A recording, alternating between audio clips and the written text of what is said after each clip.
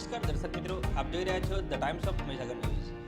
નજર કરીએ આજના મુખ્ય સમાચાર પર। ગોધરા શહેરમાં ટ્રાફિકની સમસ્યાના હલ માટે લાખો રૂપિયાના ખર્ચે ભુરાવાવ ચોકડીથી અતિથિ હોટલ સુધી ઓવરબ્રિજનું કામ ચાલુ છે। ત્યારે આ અરસામાં જ બ્રિજની બંને બાજુ જે દિવાલ બનાવવામાં આવી છે તેમાં અનેક જગ્યાએ તિરાડો પડી ગઈ છે।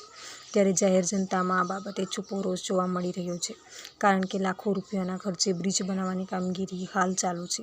ત્યારે શું આ બ્રિજ બનાવવામાં બેદરકારી રાખવામાં આવે છે?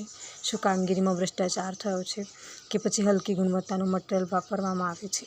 આ તમામ સવાલના જવાબ માટે તેની તપાસ હાલ ખૂબ જરૂરી બની છે, કારણ કે અનેક જગ્યાએ બ્રિજ તૂટે છે ત્યારે લોકો મૃત્યુ પામે, ઈજા થાય છે અને ત્યારે આપણે કંઈ કરી શકતા નથી। માટે આવનાર સમયમાં આવી કોઈ મોટી ઘટના ન ઘટે તેના ભાગરૂપે આમ આદમી પાર્ટીના જિલ્લા યુવા પ્રમુખ આશિષ કામદાર વતી જિલ્લા કલેક્ટર શ્રી R&B વિભાગ અને લાગતા વળગતા તંત્ર અધિકારીની મીડિયાના માધ્યમથી વિનંતી કરવામાં આવે છે કે તાત્કાલિક ધોરણે આ બ્રિજની સ્થળ પર તપાસ કરવામાં આવે અને તિરાડ પડવા પાછળના કારણ પર ધ્યાન આપી તપાસ કરવામાં આવે ને જો કોઈ ખામી, ભ્રષ્ટાચાર, બેદરકારી જણાય તો તેની સામે કોઈપણ લાગવગ શરમ વગર કાયદેસરની કાર્યવાહી હાથ ધરવામાં આવે તેવી લોકમાંગ ઉઠવા પામી છે।